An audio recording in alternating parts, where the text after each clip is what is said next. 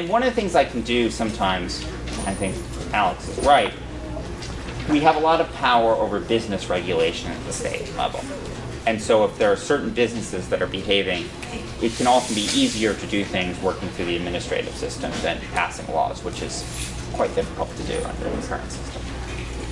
So local realtors, they have a guideline that they have to follow? Real estate brokerships. To be a realtor specifically has to do with membership in the realtors organization, which is different. So technically speaking, it's like brokerships, like realtorships, but basically yes. And outsiders, investors, there's no guideline. The state itself doesn't have any guidelines on them. We also have appraisal licenses. One of the bills that we passed this year that I didn't like, that I opposed, which says that after 5 years, you can't lose your license for appraisal fraud. So if you commit appraisal fraud 7 years ago, you can't lose your license.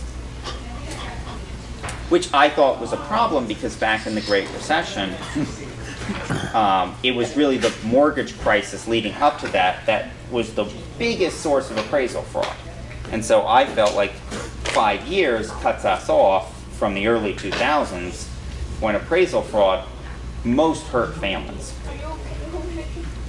And there's so many families who got their house appraised at wildly over what it was worth, and that's what landed them in an underwater mortgage.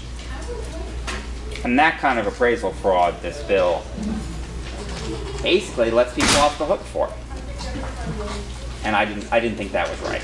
But we have this system, and these bills pass. So. Any other questions from folks who haven't asked this much? Do you have questions?